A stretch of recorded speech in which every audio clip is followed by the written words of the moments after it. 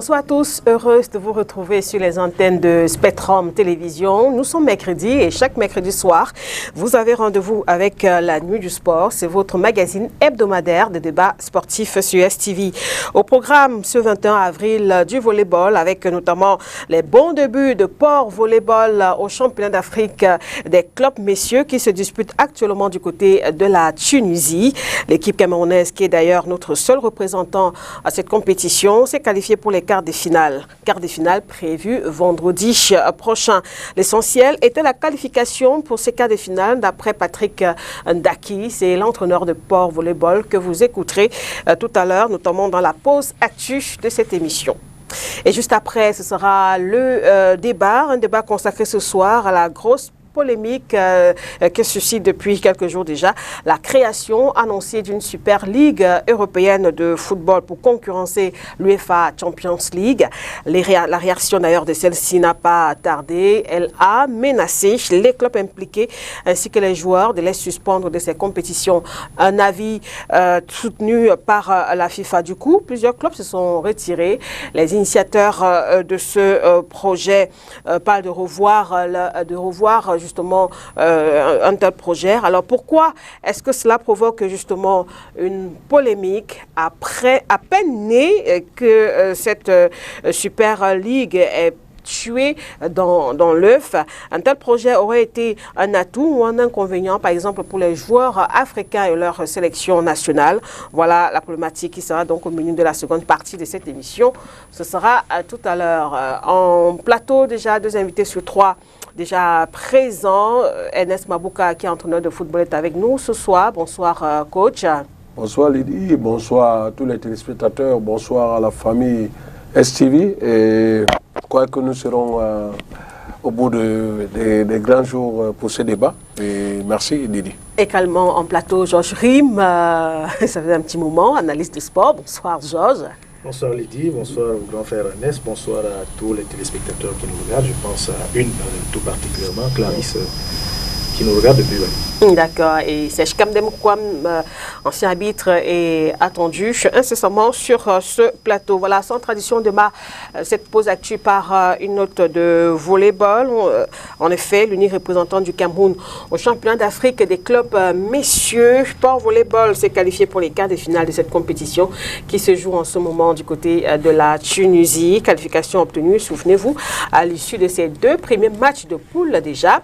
Pour ses débuts dans ce tournoi dimanche dernier, Port Volleyball a donné le ton en décrochant la première victoire face aux volleyeurs de la société Omnisport de l'armée SOA de Côte d'Ivoire par 3-7 à 1.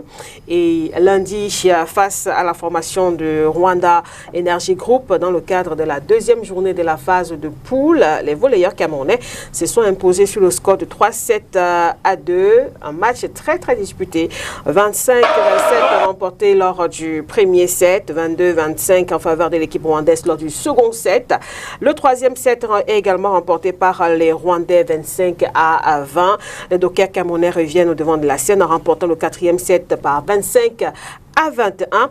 Et c'est finalement au tie-break que Port Volleyball s'impose par 15 à 11 et remporte donc la partie sur un score final de 3-7 à 2. Et hier mardi, l'équipe camerounaise s'est également imposée lors de son 3e match de poule face à la formation de Al-Sweli de la Libye. Voilà, Port Volleyball qui s'est donc qualifié pour les quarts de finale de ce tournoi. On va vous proposer de revenir sur justement l'ambiance enregistrée lors de cette qualification et surtout aussi la réaction de l'entraîneur de l'équipe camerounaise de Port Volleyball. C'est grâce à ces images de la Confédération africaine de volleyball. Regardez.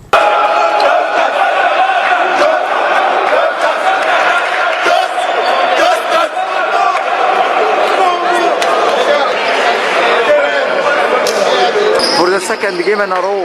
Now it was like a qualifying match for another position in this pool.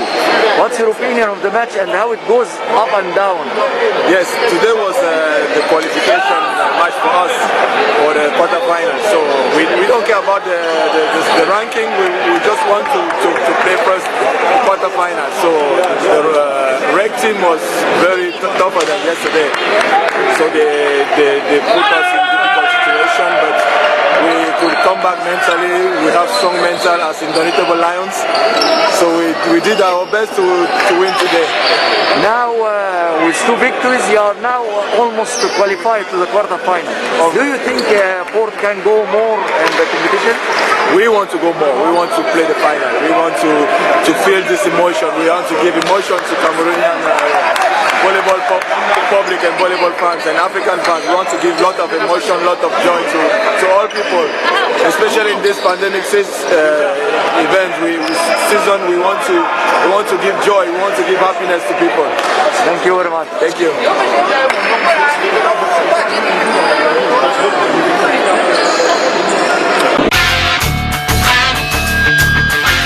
Voilà, peut-être une réaction, coach Mabouka, par rapport à cette qualification de Port Volleyball dans ce championnat d'Afrique des clubs, messieurs. C'était important. On a compris l'ancien international volleyeur camerounais Patrick Ndaki Boulay, qui aujourd'hui, sur le banc de touche de Port Volleyball, l'essentiel c'était la qualification, quel qu'en soit le rang que l'équipe camerounaise aurait occupé. Oui, quand vous suivez le coach a parlé beaucoup de choses. Il a parlé plus sur le plan mental que les joueurs ont démontré, comme les Lions ont toujours pu le faire. Ça veut dire que ce mental-là qui a toujours prôné pour les joueurs camerounais, quelles qu'en soient les compétitions qu'ils jouent. Et je crois qu'il a dit qu'ils vont donner un peu la joie à tous ceux qui vont les regarder et surtout de prendre tous les matchs en considération. Je crois que le coach est clair, ils sont préparés pour ne serait-ce que faire une bonne compétition. Et c'est pour cela que lui, il s'est dit que ses enfants sont prêts de donner un peu la joie à tout un chacun qui sera présent sur le stade, donc les spectateurs qui seront là. Donc moi, en ce qui concerne Port Volleyball, je crois que dans le volleyball en Afrique, le Cameroun a toujours quelque chose à démontrer. Oui. Nous avons toujours eu à démontrer ça dans le passé. Je crois que c'est des disciplines qui ne vont jamais mourir comme ça au Cameroun parce que nous avons du talent dans ce domaine. Aujourd'hui, on a un ancien international qui est entraîneur de Port. Ça fait du bien et ça veut dire qu'il ramène un peu ce qu'il a vécu quand il était joueur et maintenant il est entraîneur sur le plan psychologique, comment ramener les joueurs, comment les préparer avant le match. Je crois que c'est un joueur qui a joué les hautes compétitions et il comprend et c'est pour cela qu'il est là. Je crois que ça mérite d'être qu'on lui donne plus de motivation. C'est un joueur qui a disputé les hautes compétitions, c'est important ça? C'est très important, très important. Je crois que le plus important c'est les vestiaires. Quand vous essayez de comprendre les joueurs dans les vestiaires, c'est là où c'est la clé. La dernière séance d'entraînement et les vestiaires le jour du match et à la mi-temps ou bien comme c'est le volleyball au break qu'on donne un peu là, les conseils que vous donnez à vos joueurs sont plus importants que tout. Je crois que il est important de connaître que cette équipe qui est là aujourd'hui, grâce à cet entraîneur qui est ancien international, et je crois que tout ce qui l'entoure, c'est pour cela que cette équipe sont qualifiés au quart de finale. Et ça dit beaucoup de choses pour le sport camerounais. Voilà, on va évidemment suivre l'évolution de Port Volleyball alors que Serge Kamdem nous a rejoint en plateau. Serge, bonsoir, bienvenue. Merci Lydie, salut, toutes mes excuses à l'endroit de notre spectateurs. Salut à Georges et à tous les téléspectateurs de Spectrum Télévision. D'accord. Alors peut-être une réaction rapide là-dessus aussi, Georges. Qu'est-ce qu'on peut souhaiter à Port Volley dans cette compétition? Forcément le meilleur, Lydie. Et le meilleur c'est quoi? C'est au bout le sacre. Et il y a de bonnes raisons de penser que c'est possible parce que, comme le relevait le grand frère Mabouka, le volley est l'un des sports qui nous a souvent porté au firmament sur la scène continentale et le parcours en pôle, en match de pôle, démontre à suffire que c'est une équipe qui est préparée pour aller le plus loin possible. Et le dernier match des pôles où ils ont dû batailler jusqu'au tie-break est également un élément sur lequel on peut penser que psychologiquement, cette équipe est également prête. C'est-à-dire que physiquement, techniquement, mais surtout psychologiquement, parce que quand vous arrivez jusqu'au tie-break, ça se joue beaucoup plus au mental, le tie-break. Donc, parvenir à gagner un match au tie-break dans une compétition comme celle-là, c'est la preuve, je le disais, qu'on est prêt à tous les niveaux pour aller le plus loin possible dans cette compétition. Du moins, c'est tout le mal qu'on peut leur souhaiter. Qu'on peut souhaiter, d'accord. On passe donc au second sujet de cette cette pause actu, cela concerne le football professionnel. Et la question qui se pose actuellement, Serge Kamdem, est de savoir où est passée la subvention. Il y a le championnat qui a démarré, mais aussi, c'est pas encore véritablement ça au niveau justement de la gestion des clubs. Est-ce que la polémique ou alors les questions qui reviennent ces derniers jours concernant cette subvention qui est absente, vous comprenez cela? Disons que pénaliser les clubs sans leur remettre les subventions reviendrait à punir nos footballeurs, puisque cette subvention est dédiée à la rémunération de ce qui leur est dû. Nous savons tous que les présidents de clubs essaient autant qu'ils peuvent de donner le meilleur d'eux. Déjà que la subvention à elle seule ne peut pas suffire pour manager un club. Mais maintenant, nous savons aussi que cette subvention, qui est une dotation de l'État du Cameroun, passe par le ministère des Sports. Et il me souvient que lorsqu'on regarde les correspondances antérieures avant ce championnat, les directives fermes avaient été données pour que cet argent soit mis à la disposition de l'organisateur de la compétition. Maintenant, à quel niveau ça coince et pourquoi? Je pense jusqu'ici, on n'a pas eu une clarification de la situation et ça peut donc jeter justement du discrédit sur ce qui se passe et nous faire craindre. Parce que tout travailleur a besoin de sa paye et si un enfant a choisi de jouer au foot, l'État du Cameroun l'encadre à sa façon et il y a des questions que certaines personnes s'hasardent à les pénaliser en leur refusant ce qui leur reviendrait de droit. Donc il est ici pour nous important, si des gens l'ont fait peut-être par omission, qu'ils se rattrapent au plus vite, parce qu'après tout, je dis, ces footballeurs ont choisi ce métier et ils méritent d'être récompensés. Et c'est ici que je voulais justement voir sortir le syndicat des footballeurs, le SINAFOC qui par habitude tape sur les doigts de tout le monde qui ne paye pas. Maintenant, où est parti l'argent et pourquoi ils ne disent rien? Moi, je crois que la sonnette d'alarme que vous tirez les interpelle aussi à plus d'un titre. Alors, on va avoir aussi la réaction de Georges Rim par rapport à cette question, en signalant que ce n'est pas le bon synthé qui est là, donc il faudrait peut-être l'enlever. Georges, la situation actuelle, comment est-ce qu'on peut l'expliquer d'après vous? On sait, on a beaucoup discuté sur le fait que le championnat devait absolument reprendre. Il fallait taire les guéguerres. On a vu pendant pas mal de temps cette crise entre la Fédération camerounaise de football, la Ligue de football professionnel, l'arbitrage parfois indexé aussi du ministère des Sports, le tribunal arbitral du sport, etc. Bon, sur le terrain, le championnat a repris, tant bien que mal, et aujourd'hui, voilà, il y a un problème d'argent.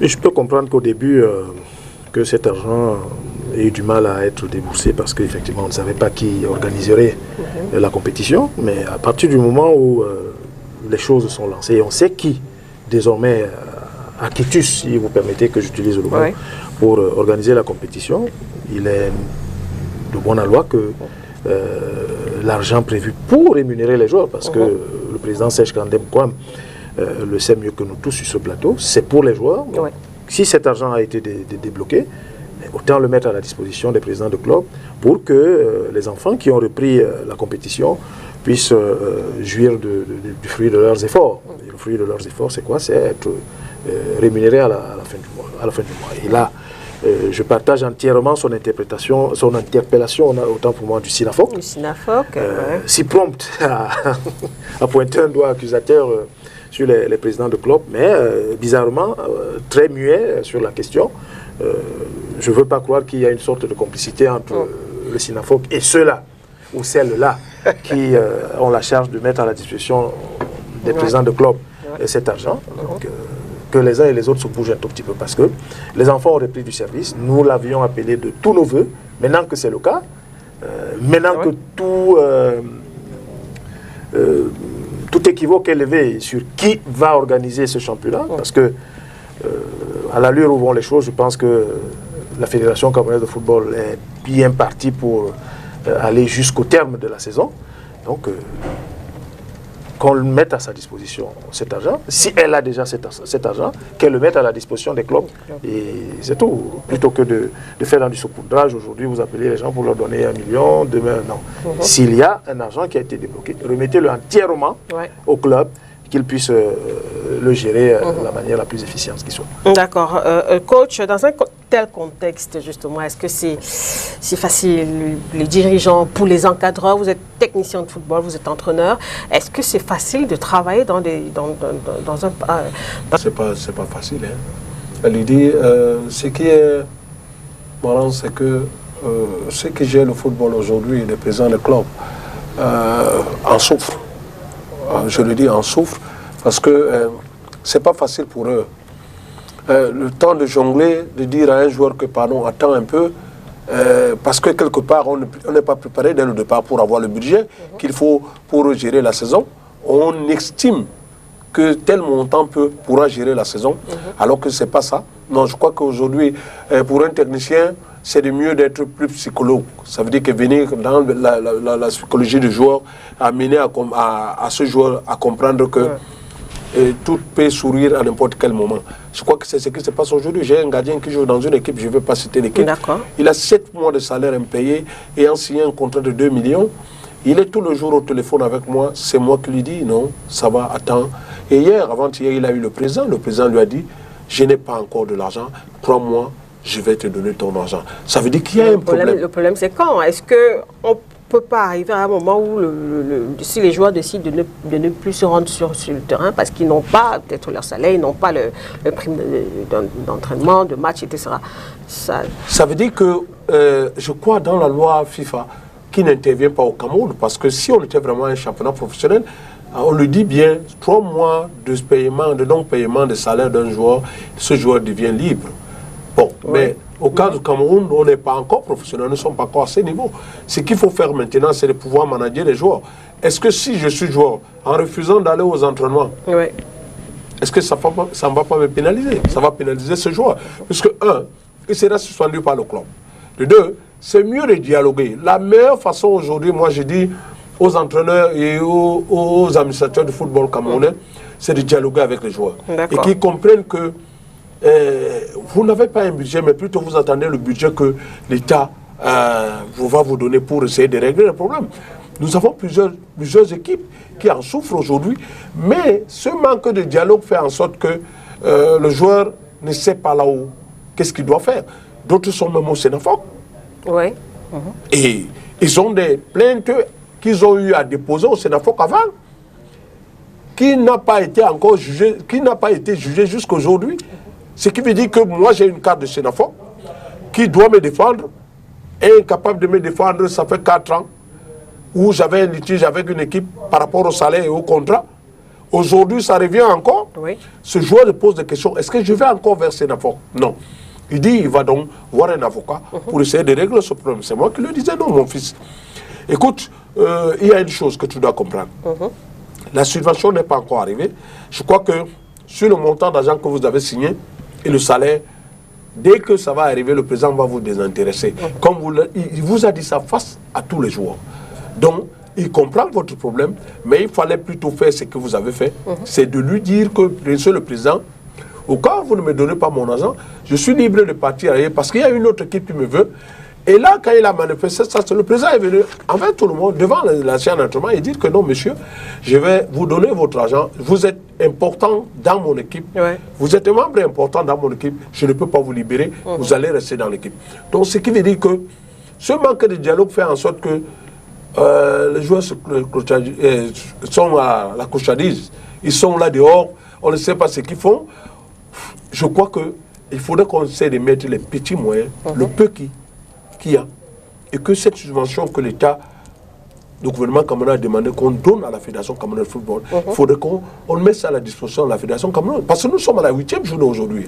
La 8e journée, d'autres sous-poules c'est 11, d'autres sous-poules c'est 10, ce qui veut dire qu'à 2 journées on a fini la phase aller, pour entamer la phase retour. Donc je crois qu'il est bon temps que ceux qui détiennent et ceux qui doivent décaisser cet argent doivent le faire pour que la phase de retour puisse se jouer dans les bonnes conditions. Peut-être pour terminer sur le sujet, avant de passer au débat et avoir, on espère bien, certains de nos invités par téléphone, Serge. Donc la solution aujourd'hui, comme suggère le coach Mabouka, passe par un dialogue. Le dialogue est la meilleure chose dans toute relation entre les personnes. On a beau avoir des décisions de justice en main, tant que vous ne vous asseyez pas pour convenir de comment est-ce qu'on la met en application, vous êtes convaincu que vous aurez le droit avec vous, mais vous aurez des problèmes pour la réalisation et pour la concrétisation. D'un environnement comme le nôtre, où on sait tous que les difficultés sont ambiantes. On sait tous que chez nous, contrairement à l'orthodoxie, on a toujours des affaires à la camerounaise qu'il faut arranger. Donc, ce n'est pas à encourager, c'est vrai, mais c'est notre environnement, c'est notre milieu. On ne peut pas vivre en dehors de notre environnement. Donc, moi, je pense qu'il est impératif que le ministère des Sports, surtout en premier, dise exactement où est l'argent. Maintenant, s'ils ont déjà circonscrit à travers leurs canaux où se trouve l'argent, qu'on se rassure que cet argent arrive à qui de droit, que sont les footballeurs. Et je me rappelle encore ici, avec notre bonne compréhension à tous, que l'État du Cameroun a pris position sur qui devait faire quoi pour ces championnats. Donc il est hors de question que cet argent qui vient de lui hésite à arriver dans les poches des responsables. Donc, je pense qu'il doit avoir, pour moi, un champ un peu discordant par rapport aux instructions réelles de l'État. Donc là-dessus, vraiment, nous souhaitons, en restant toujours dans le cadre du sport, que les gens accordent leur violon pour que ces footballeurs, déjà les présidents de clubs sont assez compréhensifs, parce que jusque-là, malgré la grogne, comme a dit le coach, il y en a comme lui qui essayent d'apaiser. Mais vous savez, il y a des limites dans n'importe quoi. N'excitons pas les gens à la révolte, mais pensons que nous allons anticiper pour trouver des solutions amiables avant que le bouchon ne puisse exploser. Voilà un peu. Merci bien, messieurs, pour vos différentes réactions. On va donc passer à la seconde partie de cette émission. Super Ligue européenne de football, atout ou inconvénient pour les joueurs africains et leur sélection nationale. C'est la problématique de cette partie de l'émission. Et comme vous le savez, l'annonce de la création d'une Super Ligue européenne a provoqué un petit tremblement de terre sur la planète foot. L'UEFA et la FIFA sont montés au créneau pour dénoncer un tel projet en menaçant les clubs et leurs joueurs de les suspendre de toutes leurs compétitions. Du coup, on assiste à un désistement dans les rangs des 12 clubs qui ont exprimé dimanche dernier leur volonté de créer une telle compétition pour concurrencer l'UEFA Champions League. Dès que la réalisation va nous permettre, on va pouvoir également avoir les réactions aussi de nos invités par téléphone grâce à la technique, dès que c'est possible. Évidemment, en plateau, Ernest, Serge et Georges vont nous donner leur position par rapport à cette actualité du football européen. Première question, Georges, peut-être avant d'interroger l'importance ou non qu'aurait pu avoir ce projet, qu'est-ce que vous avez pensé, vous, d'une telle idée? Écoutez, rien n'est statique.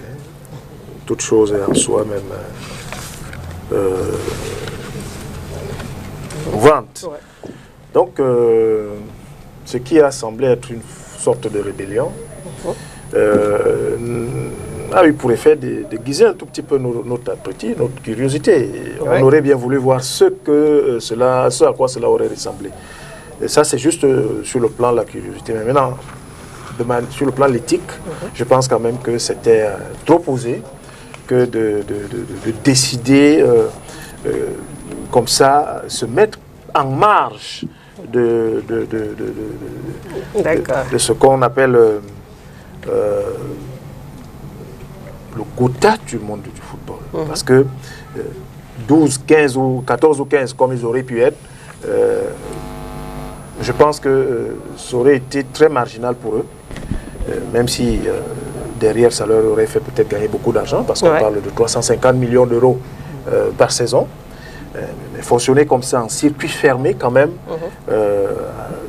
pour moi ce n'est plus du sport comme le disait Pep Guardiola, parce que vous ayez fini premier ou dernier de votre championnat, le seul fait pour vous d'être membre de cette Super League vous assure de la jouer chaque année, du moins pour les 12 clubs aux fondateurs qui étaient au départ de cette histoire. Moi, je pense que ça tue un tout petit peu le sportif, ça tue un tout petit peu une certaine éthique et même une certaine morale. Parce que le sport est certes devenu le gros business qu'il est aujourd'hui, mais n'oublions pas qu'il y a également un volet important, un volet social qui participe de cette activité qui malheureusement n'a pas été prise en compte par donc, les 12. Donc, en gros, vous n'êtes pas d'accord pour la création de cette Super Ligue européenne. On va prendre l'avis d'un ancien footballeur. Tel que cela a été présenté, je ne suis pas d'accord. On va prendre l'avis d'Emmanuel Mabouanké-Sak, Pelé, qui est avec nous depuis Yaoundé, ancien footballeur. Pelé, est-ce que vous nous recevez?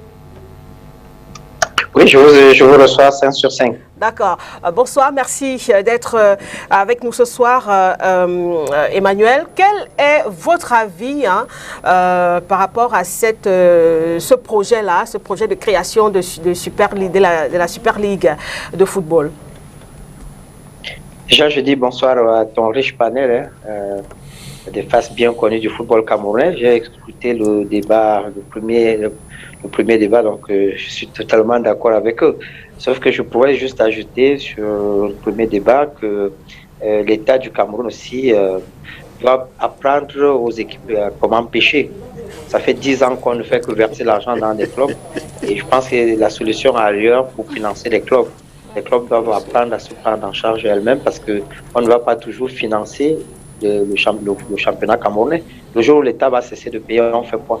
Il faut encourager les clubs à recruter, à avoir un plan marketing, à avoir un plan business même pour le club. Ça, c'est ce que je voulais dire pour la première chose. Sinon, je suis d'accord avec tout ce que le plateau tout ce qu'on a dit la première période. Revenons maintenant sur le cas du football européen. Ouais. Comme disait tout à l'heure sur la Super League, moi je suis pas d'accord déjà parce que ça tue le football même. Ça veut dire qu'un club qui joue à la Super League, lui, il a les moyens. Et il a les moyens de jouer, même s'il est dernier de son classement, de son championnat, il va jouer la Super League. Et puis quand vous regardez cette Super League, comment elle était organisée, c'est-à-dire que la Belgique, la France, le Portugal, la plupart de ces pays qui n'ont pas d'argent pour le football ne peuvent pas jouer, puisque ça se joue entre l'Angleterre, l'Italie et l'Espagne. Donc ça tue même le football, c'est-à-dire qu'un jeune joueur qui joue par exemple à Rennes, qui rêve de Champions League ou de Lille, ne pourra jamais jouer une Super League. Donc moi je suis contre ça et Dieu merci, les clubs anglais comme les clubs français ont refusé cette Super League et je pense que le plan du président du Real de Madrid est tombé à l'eau.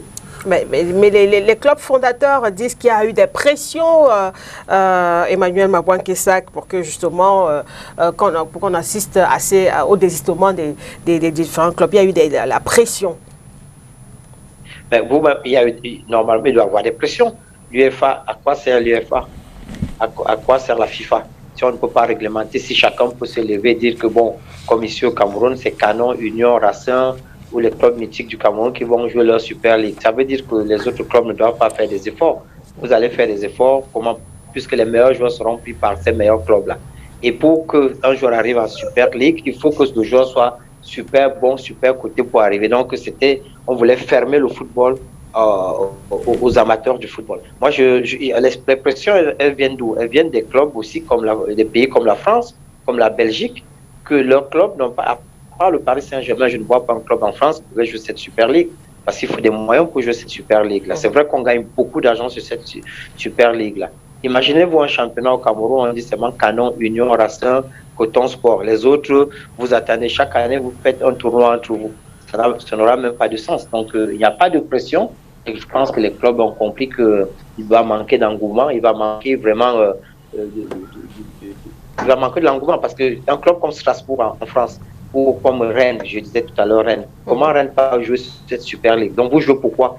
On joue pour jouer la Ligue des Champions, on joue pour être champion de France, pour accéder à la Champions League et faire rêver tout le monde. Mais là, Super League, on savait qu'il y a 12 clubs, c'est fini, les 12 clubs sont là, ils vont jouer leur Super League. Et franchement, moi, je suis contre, Dieu merci, les clubs anglais ont désisté et je suis tout content aujourd'hui, vraiment content pour que cette ligue disparaisse. C'est une émission de débat, donc peut-être si d'autres panélistes aussi veulent intervenir, il n'y a pas de souci. Toujours avec vous, Emmanuel, quand même, on a vu, avec ce qui se passe, avec ce qui s'est passé, aujourd'hui, quand même, les organisateurs restent persuadés que leur projet avait toute leur place dans le milieu du foot. Et ils ont d'ailleurs dit ils doivent reculer pour mieux sauter. Certes, on suspend, mais l'idée n'est pas totalement partie. Est-ce que vous êtes d'accord lorsqu'ils disent que le football européen actuel a besoin d'un changement? Je ne pense pas que le football actuel a besoin d'un changement. Le système de Ligue des Champions, qui est aussi le même qu'en Afrique, est payant puisque tous les clubs, quand on commence un championnat de Ligue 1 ou Ligue 2, vous vous attendez à de première division en France, vous voulez être parmi les 3 qui vont participer à la Ligue des Champions. Maintenant, si d'office les clubs sont désignés, ça fausse les données.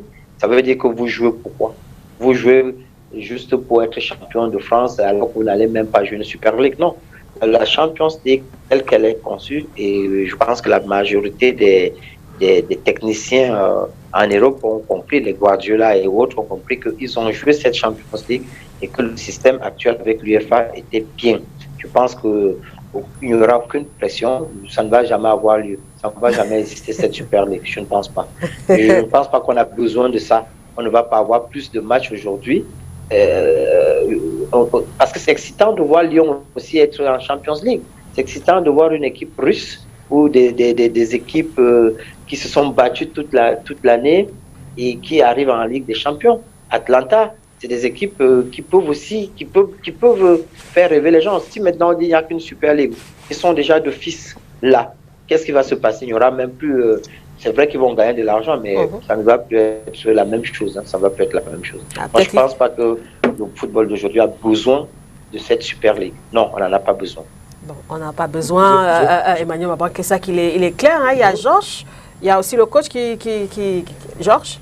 Oui, il est clair que même eux-mêmes, je ne pense pas qu'ils croyaient tellement à la mise sur pied de cette Super League. La preuve, c'est que des 12, il n'en reste peut-être que 5 ou 6 qui continuent à... Il faudra voir si aussi entre-temps... Oui, encore que j'ai écouté ce matin... La situation évolue tellement. Le Milan AC, l'Inter de Milan, je crois, qui suivrait les 6 clubs anglais qui se sont désolidarisés de Florentino Pérez et de la création de cette Super League. Donc, c'est pas tant que cette Super League allait voir le jour, mais c'était un moyen de pression quand même de la part de ces présidents-là sur la FIFA, je veux dire sur l'UEFA.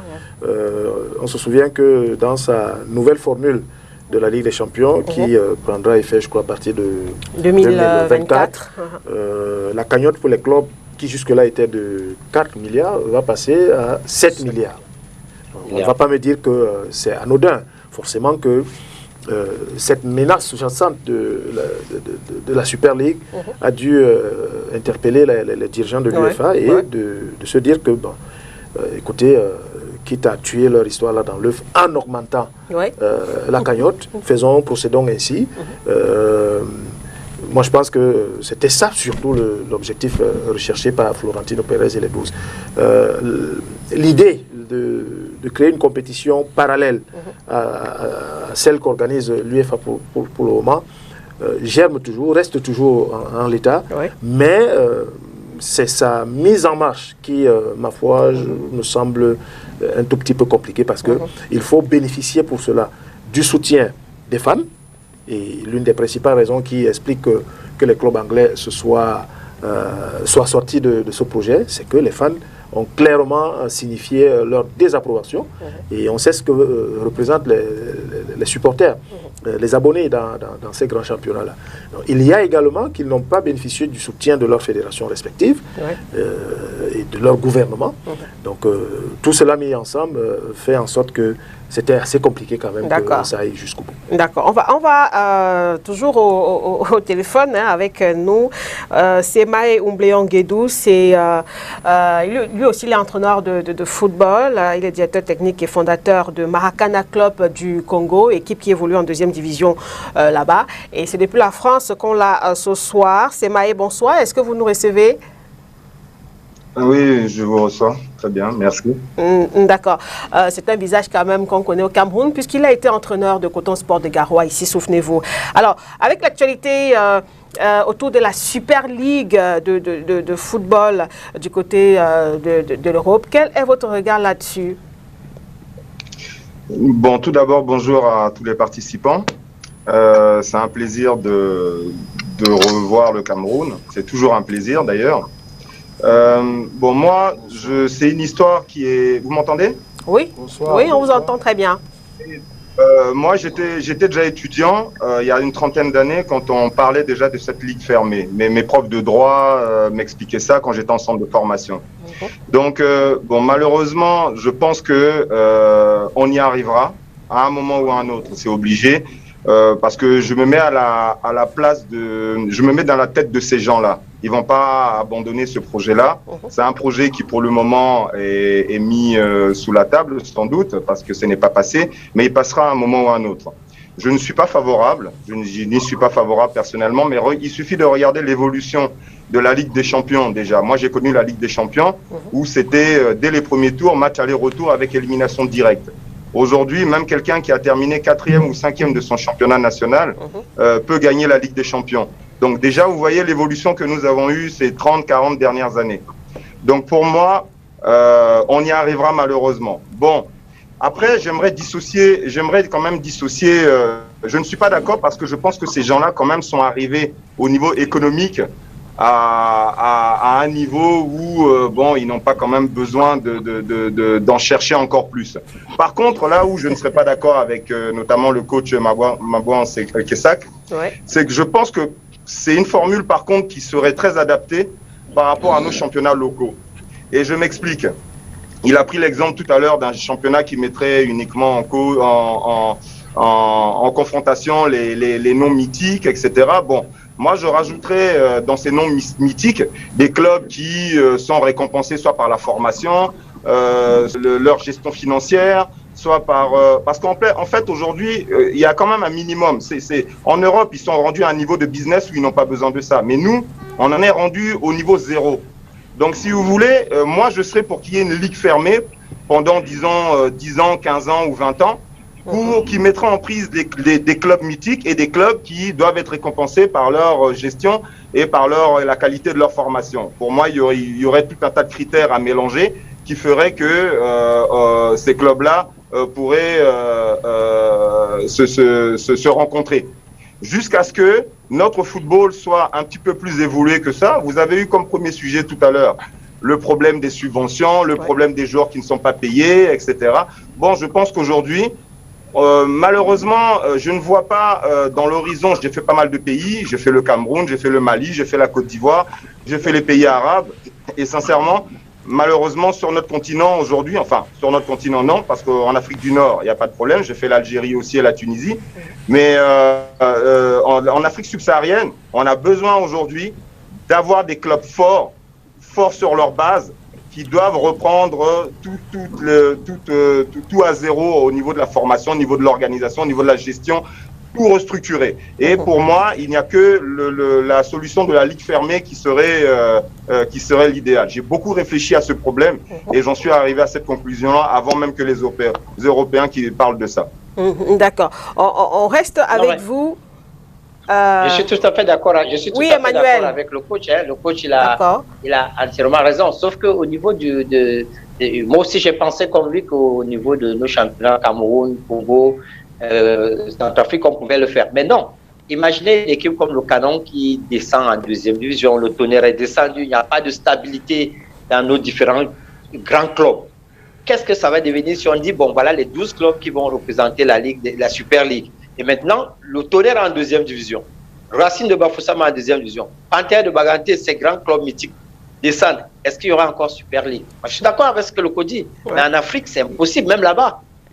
On a vu Marseille descendre, on a vu des clubs descendre. Oui, non, je sais bien. Je vous dis encore une fois, une ligue pour moi, une ligue fermée.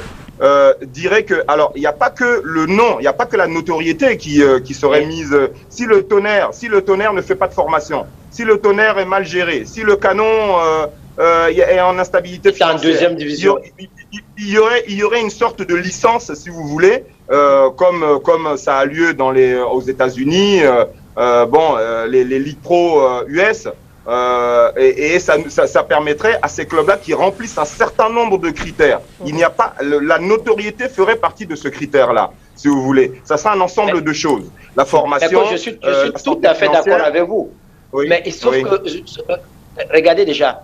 Est-ce que vous voyez en France où vous êtes là présentement, vous savez que quand vous êtes en deuxième division ou en première division, il y a un cahier de charge. Quand on dit qu'une équipe est professionnelle, il y a un cahier de charge.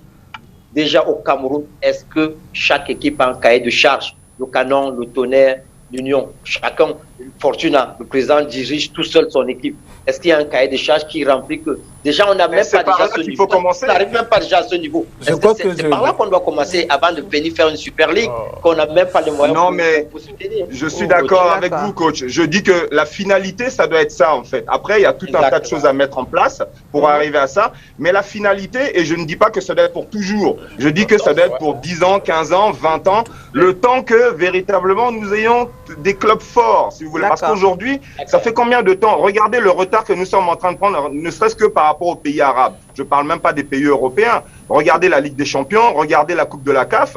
Bon, il n'y a que le président Katumbi qui se bat avec, comment on appelle, avec Mazembe. Le président Doroya, il y a quelques clubs comme ça, voilà, qui essayent Non, la plupart du temps, nous avons eu la chance de l'honneur de rencontrer Al-Ali en 2008 en finale. Mais ce n'est pas. Mais quand vous allez là-bas, mais attendez, vous êtes dans un autre monde. C'est-à-dire qu'ils avaient la moitié de l'équipe nationale. Ils avaient, comment il s'appelle, Abou Treka qui avait des propositions de l'Europe, qui n'a jamais voulu partir parce qu'il avait des conditions matérielles et financières qui lui permettaient de rester sur place, si vous voulez.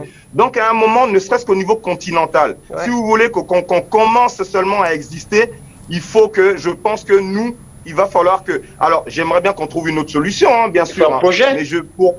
Mais pour moi, ça serait la solution idéale. Après, je vous dis encore une fois, il faudrait tout un tas de critères qui ne dépendraient pas uniquement de la notoriété.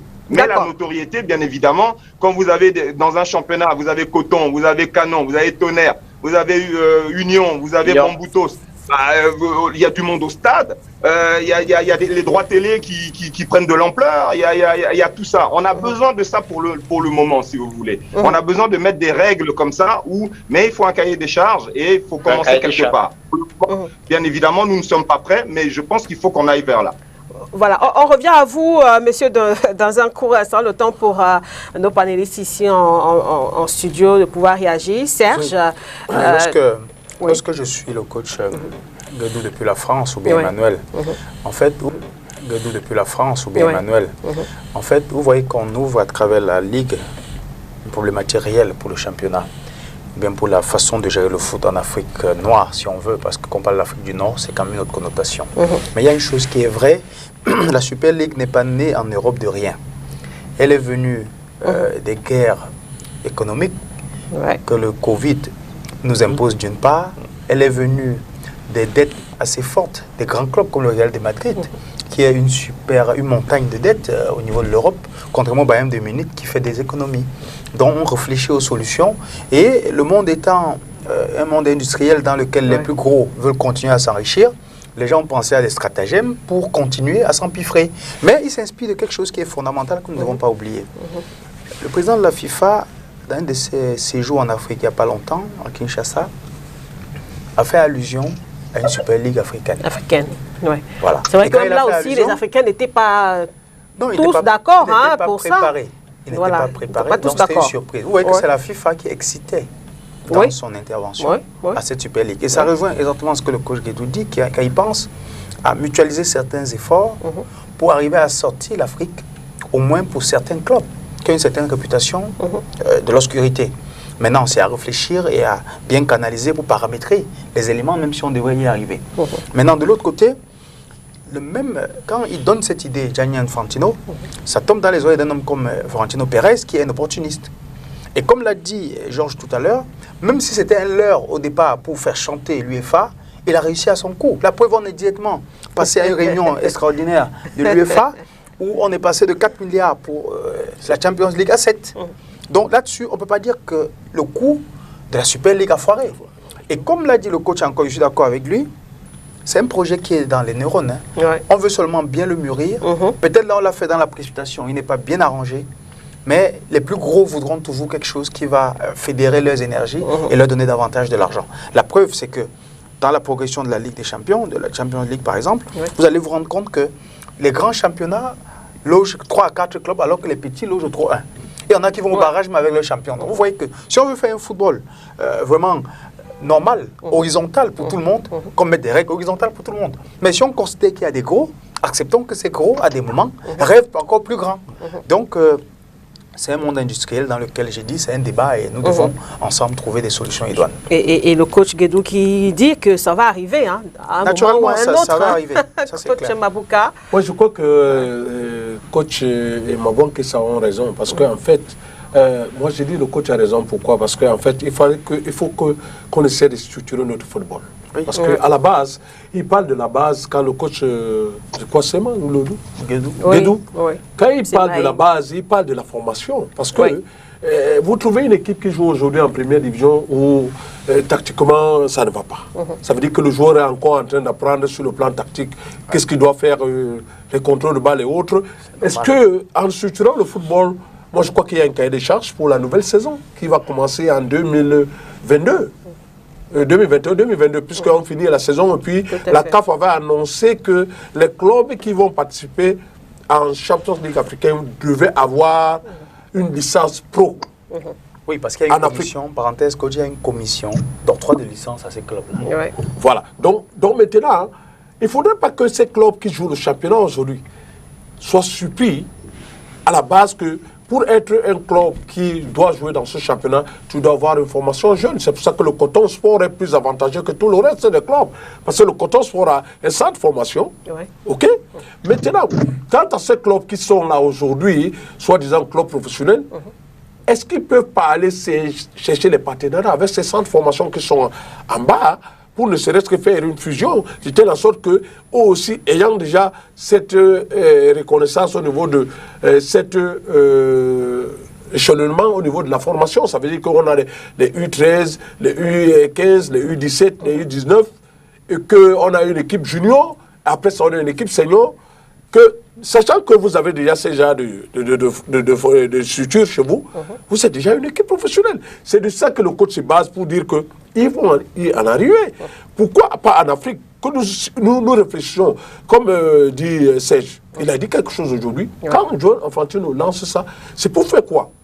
Pour mettre des moyens que même les petits clubs en Afrique puissent ne serait-ce qu'avoir les moyens pour ne serait-ce que essayer de s'autogérer. Bon, aujourd'hui, au Cameroun, comme a dit Pelé, il a raison. Il ne faudrait pas que les présidents attendent les subventions.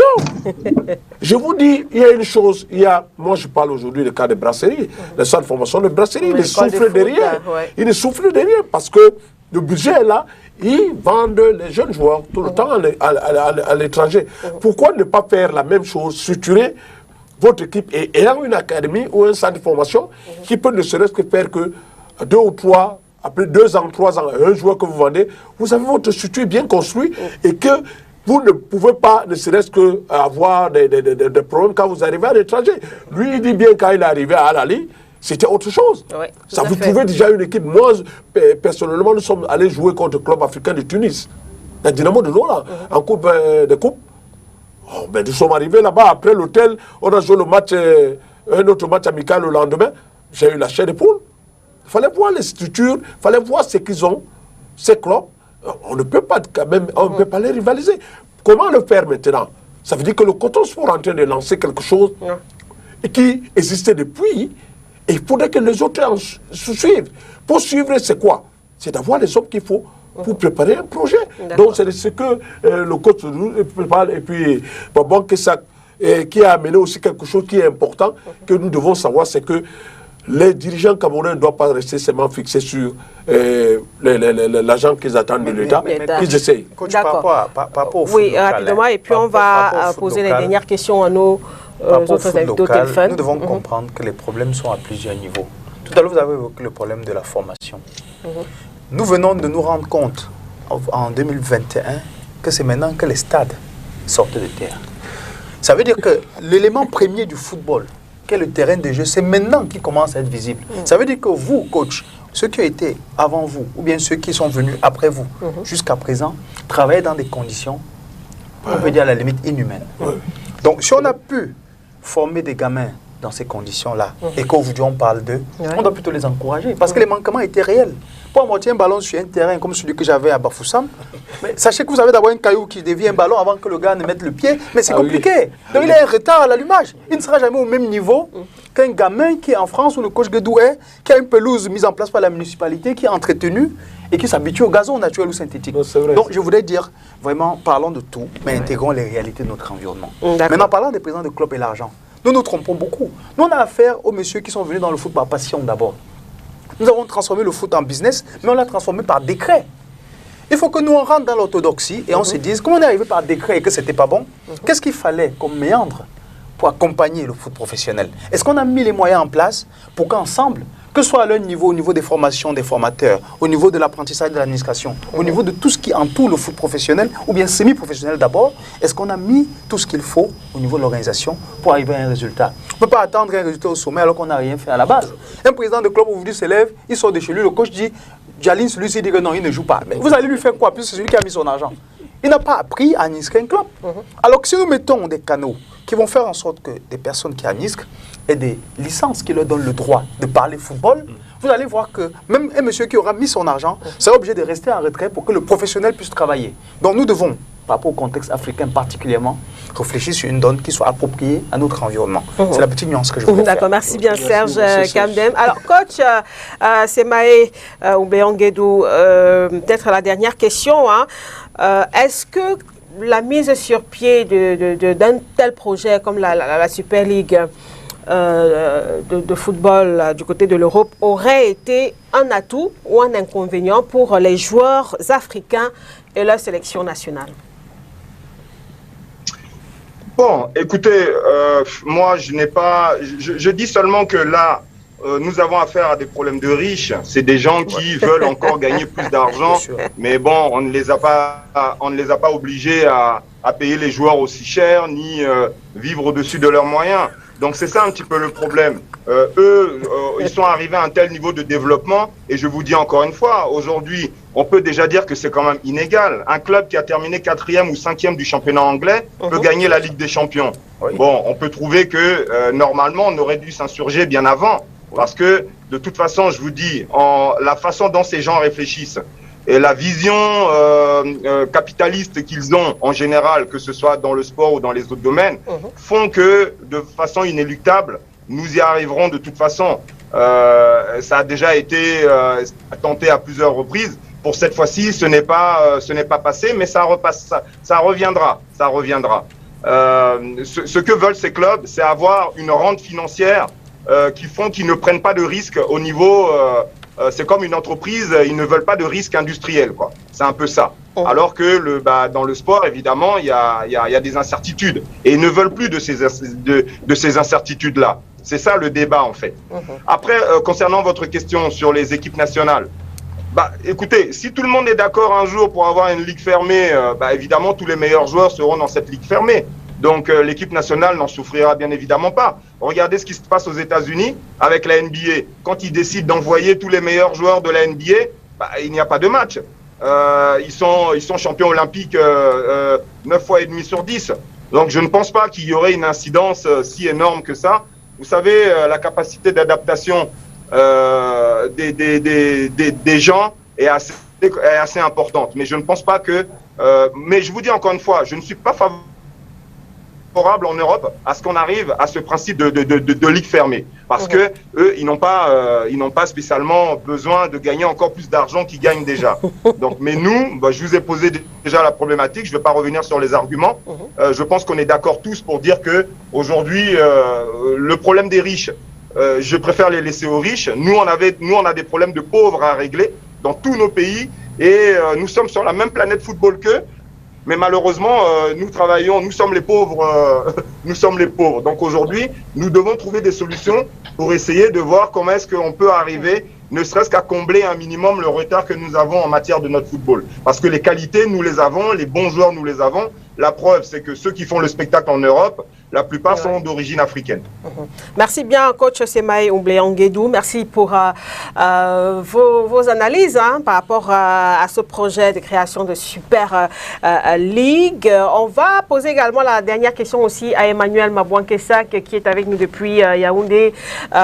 Coach Emmanuel, est-ce que quand même ce projet, s'il avait été véritablement concrétisé, aurait été un atout ou un inconvénient pour les joueurs africains qui évoluent là-bas et aussi pour leur sélection nationale? Ça devait être un inconvénient, je cache que ça devait être un inconvénient pour les joueurs africains qui devraient plus évoluer dans cette Super League. Puisque quand on vous paye déjà cher, il y a déjà ce problème quand vous êtes dans des équipes comme Liverpool, Arsenal, Bayern de Munich, c'est pas facile de libérer le joueur parce qu'une seule blessure, puisqu'on vous paye cher, et ils privilégient d'abord le club avant la sélection. Donc pour moi, je réponds à cette question. Ça devait être un gros problème pour les pays africains qui ont des joueurs qui jouent dans qui auraient pu jouer dans cette Super League.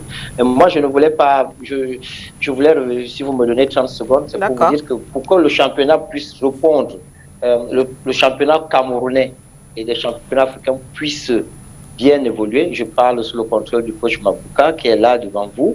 Sachez que le Gabon, il y a 20 ans, les joueurs camerounais partaient jouer au Gabon, tout simplement parce que l'État du Gabon avait sorti beaucoup d'argent. C'est-à-dire que chaque club avait eu beaucoup d'argent. Et peut-être la politique au Gabon n'a pas su, ils ne font pas des joueurs comme nous. Au Cameroun, j'ai assisté à une réunion au ministère avec le général Semengue, le ministre des Sports. Je les ai dit, et je redis toujours, que comment on peut donner à un joueur de l'équipe nationale 60 millions de francs CFA, alors qu'un club qui gère 50 personnes ne touche que 30 millions pour l'année. Et encore, ces 30 millions ou 20 millions, on les donne en dents de scie. Pourquoi l'État du Cameroun ne peut pas se décider pour que le football démarre complètement, de prêter aux équipes 1 milliard de francs? Il y a 20 équipes, 20 milliards de francs, on les demande de s'organiser avec un cahier de charges. Ils recrutent des bons entraîneurs, ils payent les entraîneurs, ils payent les joueurs, on expérimente ça sur 2 ans. Nous allons avoir un championnat pour. Il n'y a pas d'équipe professionnelle au Cameroun aujourd'hui. Les enfants souffrent, il n'y a rien.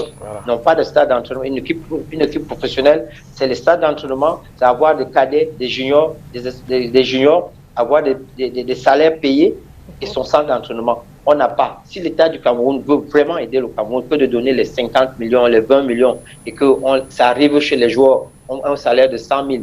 Il a 10 mois de salaire, on lui donne 2 mois de salaire, ça ne peut pas. Que l'État mette des contrôleurs qui donnent 1 milliard, ça fait 20 milliards. 20 milliards, c'est quoi pour un État comme celui du Cameroun, et les équipes de deuxième division, 500 millions. On peut véritablement parler du football professionnel au Cameroun, mais pour le moment, il n'y a aucune équipe professionnelle au Cameroun à part Coton Sport qui se débrouille. Vous avez bien vu, le coach disait tout à l'heure, il est arrivé à El Ali. Quand vous arrivez au Maroc ou en Tunisie, vous regardez une équipe pro, ça n'a rien à voir avec Coton Sport de Ghana. Merci bien Emmanuel Mabouankesak pour évidemment votre réaction par rapport à la Super League, par rapport aussi au football camerounais. Merci bien. On va poursuivre cette émission en studio avec nos différents invités.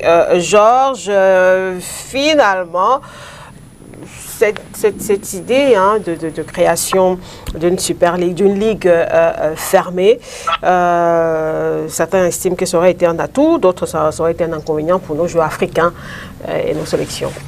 Écoutez, moi si je ne m'en tiens qu'aux menaces formulées par l'UEFA et la FIFA qui l'a soutenu dans cette voie-là, celle de suspendre toutes les compétitions organisées par l'UEFA et par la FIFA, notamment pour ce qui est des sélections, des convocations en sélection nationale. Je ne vois pas en quoi cela aurait été bénéfique pour nos internationaux, parce que, quoique jouant pour leur club en Europe, ils ne nous auraient plus servi en sélection. Imaginez, le Sénégal se privait de Sadio Mané, l'Égypte se privait de Mohamed Salah, le Cameroun se privait de... Qu'est-ce qu'il y avait un Camerounais dans un des clubs fondateurs, je ne pense pas. Donc imaginez que nous ne puissions pas bénéficier du talent de nos internationaux. Je ne vois pas en quoi cela nous aurait été bénéfique si cette ligue voyait le jour et que les menaces, les sanctions prononcées par l'UEFA et la FIFA étaient appliqué. Donc, moi, je pense que cela aurait été catastrophique pour nos internationaux évoluant dans ces clubs-là. Alors, Serge Kamdem Kwame, c'est vrai, il y a le président du comité international olympique qui a aussi dénoncé ce projet. Il a affirmé le modèle sportif européen est une approche unique fondée sur l'ouverture d'une compétition équitable qui donne la priorité au mérite sportif. Il est menacé aujourd'hui par une approche purement guidée par le profit, d'après ses propos. Donc, finalement, la Super League est uniquement perçue sous le prisme économique. C'est le premier prisme sur lequel on va le voir. Parce qu'en réalité, tout à l'heure, quand nous parlions de la Champions League, quand on peut démontrer que pendant que les champions de toutes les fédérations vont y aller, on vous dit qu'il y en a qui en offrent 4, d'autres 3, certains 2. Et d'autres champions vont au barrage. Mais il y a déjà l'inéquité à ce niveau-là. Nous devions décrier depuis. Oh, ça va de quoi? Ça va des gros sous que les gens mettent et de leur poids financier. Et la Super League, quand vous regardez bien la cartographie des clubs qui étaient ciblés pour la jouer, sont les plus gros financièrement d'Europe. Donc, on voulait mettre les gros ensemble, chercher les gros moyens. On parlait il y a des milliards de francs qui viendraient des banques américaines et tout ça. Donc, ce n'est pas un projet fortuit. Et ça a eu pour corollaire immédiat de mettre l'UEFA dos au mur pour qu'on passe de 4 milliards directement à 7 milliards. Parce que l'affaire, c'est l'argent. Il n'y a rien d'autre qui dépasse l'argent dans cette histoire. Quand on parle foot, à des moments, c'est d'abord l'argent. De la même façon que ces initiateurs du projet défendent leurs intérêts, l'UEFA et la FIFA aussi défendent leurs intérêts. Pas leurs intérêts seulement. Maintenant, il y a une obligation, comme l'a dit le responsable du comité olympique, de sauvegarder un peu l'éthique. Parce que quand on parle d'olympisme, l'essentiel c'est de participer. Or, dans le monde du foot, c'est le business.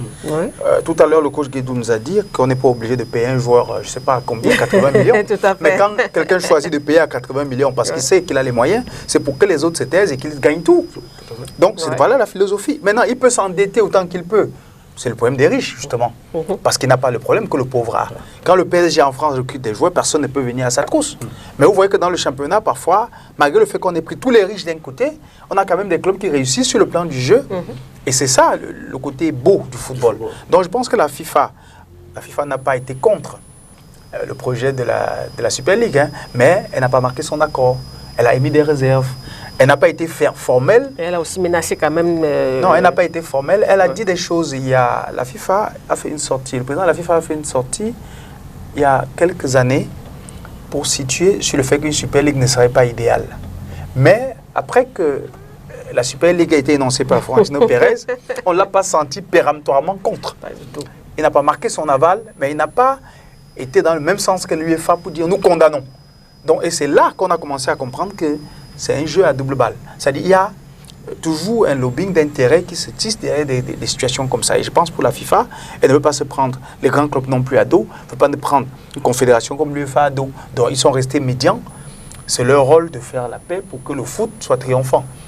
Et là-dessus, je dis, pour nous, les grands clubs prendront le mal en patience parce que quel que soit le cas, l'idée a déjà germé. L'idée a germé. Maintenant, il faut concevoir, arranger pour que cette idée puisse avoir l'assentiment du monde du football. Et c'est en ça que la réflexion devrait continuer. Maintenant, si on veut arriver vraiment à une Super League, comment est-ce qu'on devrait la concevoir pour qu'elle soit attrayante? Je pense que c'est ça la grande question. Et vous avez vu sur le contexte africain, quand le président Gianni Infantino a énoncé cela, alors que nous-mêmes, on n'y avait pas pensé, ça reste une nébuleuse au niveau de sa mise en place. Et tout à l'heure, quand on évoquait les clubs et leurs problèmes, quand on vous dit en Afrique du Nord, les clubs ne ressemblent à rien à Coton Sport et autres, c'est parce que là-bas, on a commencé par circonscrire ce qu'on appelle comment on va dire, le potentiel de chaque club et l'a accompagné dans sa viabilisation et dans son avenir. On se dit, OK, un club comme Union de Douala ici a un fort potentiel avec des supporters qui sont par exemple des commerçants. On se dit, OK, s'ils font par exemple dans les bus de transport, ça peut leur générer de l'argent parce qu'ils vont tous peut-être de Douala pour l'Ouest. On leur dit, OK, si on fait un projet où on vous donne 1 milliard de francs remboursables à taux faible, vous achetez je ne sais pas combien de bus pour faire une agence de voyage, on sait que ça va rentabiliser. L'agence de voyage va produire des subsides qui va entraîner le club. On va lui dire, vous avez le cahier de charge, peut-être un club, le centre de formation et autres. Vous avez l'obligation d'avoir une équipe de telle catégorie et telle autre. On sait que tout cet argent généré va produire de la recette. Et là, on a mis une base pour que le club ne soit pas tout le temps en train de tendre la main pour attendre des subsides. Et c'est comme ça qu'on a développé. C'est le projet tel qu'il faut le penser. Si on veut dire 20 000 tous les mois ou bien 20 millions, mais 20 millions, ça ne résout pas les problèmes primaires d'une équipe. Puisque le budget annuel est placé à près de 100 millions. Donc, il vaudrait mieux donner une bonne, c'est-à-dire aller avec les banques. L'État accompagne.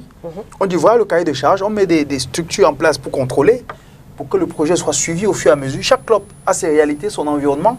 Vous prenez un club comme Ofta de Kribi, qui est dans une zone portuaire, les gens peuvent aimer venir visiter, ils peuvent avoir eux-mêmes les trucs de loisirs là-bas ou tout ça. Donc, je veux dire, tout ça, ça peut être pensé. Le Canon de Yaoundé, c'est un club mythique au Cameroun. Bamboutos de Bouddha, pareil. Les Fofous de Baham, tout le monde a ce qu'on appelle dans son essence des éléments qui peuvent constituer sa source de revenus. En dehors des droits audiovisuels et autres. Je voulais un peu ajouter à ce que dit Serge. Je l'ai dit même ici à la télé. J'ai été 3 ans dans le championnat omanais. Vous savez qui subventionne les clubs? C'est le roi, comment on appelle, le roi, le président de la République. Chaque club a 1 milliard de francs par saison. 1 milliard de leur monnaie omanais. Ça veut dire que un franc omanais à 1500 francs CFA. Ils ont 1 milliard. Et tu as un cahier de charges qui pourra te faire construire les infrastructures, des centres commerciaux, des maisons d'habitation et faire dans le transport. Si vous ne le faites pas, en tant que président de club, vous êtes débouté. On vous met en prison. On met quelqu'un d'autre qui doit continuer à avoir les 1 milliard là. Mais ils aimeraient qu'à la fin, que le club présente quelque chose de bon sur le plan sportif. Ça veut dire que vous trouvez un centre et une équipe de jeunes, jusqu'à l'équipe c'est senior. Vous comprenez un peu. Donc, moi je dis, il faudrait qu'on puisse travailler. Pour revenir oui, il faudrait qu'on puisse travailler. C'est pour ça que Florentino Pérez a vu que si nous faisons cette bombe-là maintenant, nous avons perdu financièrement autant de ce Covid.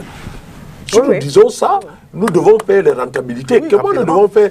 Poussons à l'UEFA à hausser les enchères. Ça veut dire qu'il y a c'est là.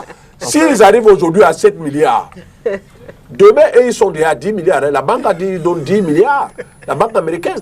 Ils vont pousser demain à 14 milliards. Donc, ça pousse un peu. Ils pensent un peu à comment faire le football business et en mettant un peu les moyens, en sortant ces moyens, à payer les bons joueurs et avoir ces moyens. C'est la pression quand même, d'une certaine manière, sur l'UEFA, sur la FIFA. Bien sûr. Cette querelle ne date pas d'hier. Le projet de création ou bien de mise sur pied d'une compétition regroupant les plus grands clubs européens ne date pas d'hier.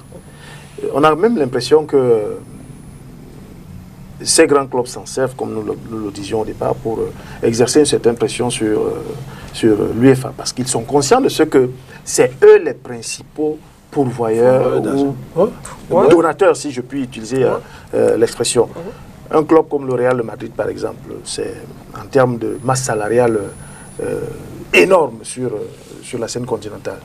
Mais ils sont également conscients de ce qu'une affiche Real Madrid-Ludogorets, si le stade de Ludogorets fait le plein, ce n'est pas forcément parce que les fans de Ludogorets sont venus voir leur équipe jouer la Champions League.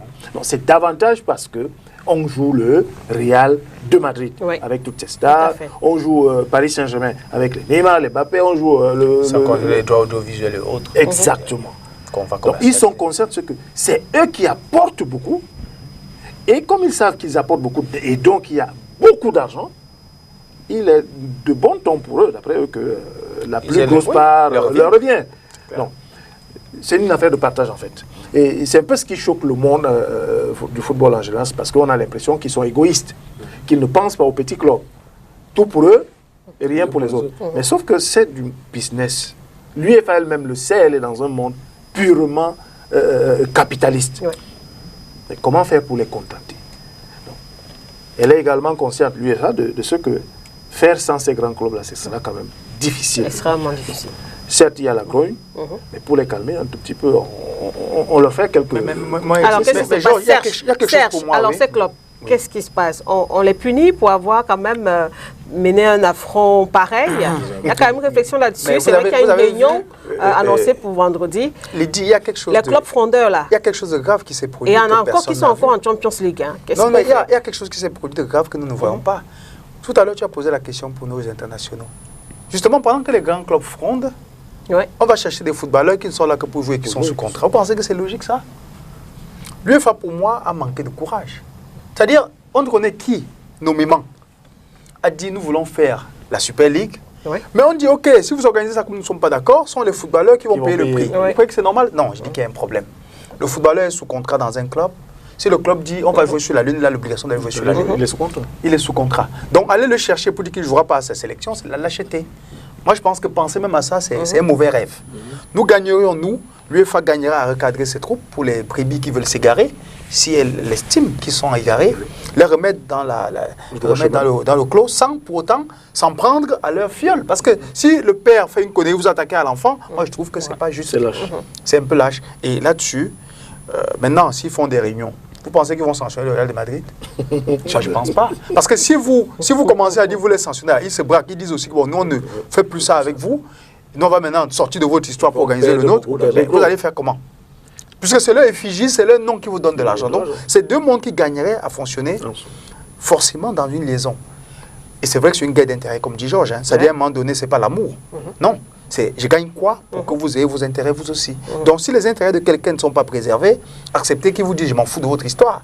Mais ce qui est vrai, c'est que le Real ne va jamais accepter de s'isoler seul par rapport aux autres clubs. Exactement. Donc je vois mal l'UEFA se mettre à dire on va sanctionner tous ces clubs qui voulaient jouer la Super League. Non, ce serait paralyser leur compétition. Ou alors les clubs qui étaient dans ce projet et qui sont encore en Champions League, par exemple. C'est comme dirait quelqu'un que si on sanctionne ce club, le PSG est déjà champion.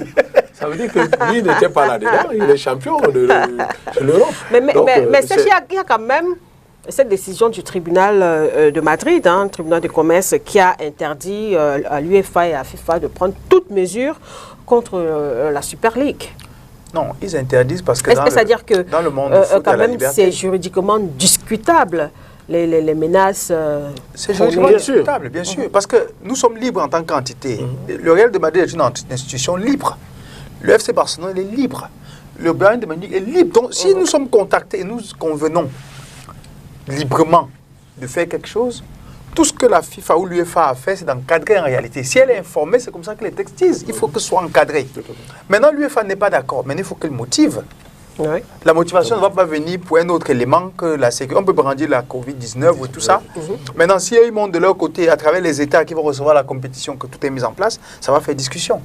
Mais, comme on l'a remarqué, au niveau de l'éthique, au niveau de l'essence même du football, au niveau de l'esprit olympique, on peut trouver à redire sur une compétition pareille.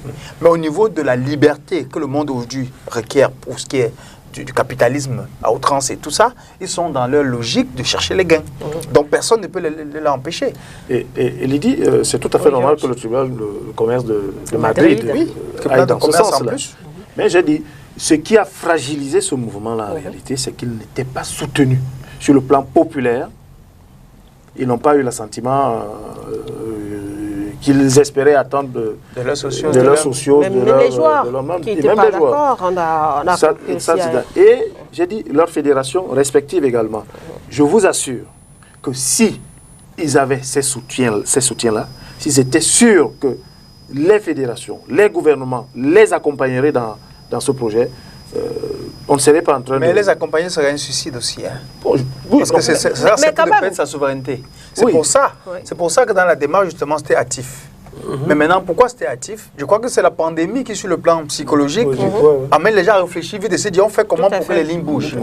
Je pense que c'est un peu ça l'idée sous-jacente en dessous pour moi. Mais quand ils disent qu'ils vont remodeler ce projet. Est-ce qu'on ne devrait peut-être pas s'attendre à ce que Georges est en train de dire ici, avoir le consentement des joueurs, des fans, du gouvernement, et puis revenir au devant de la scène avec ce projet? Le grand frère nous répond. Souvenons-nous que ça a surpris pratiquement tout le monde. Oui. Il y a des entraîneurs de ces clubs qui n'étaient pas informés de ce qui se tramait, les joueurs non plus, les fans, bref, c'est sorti comme une bombe.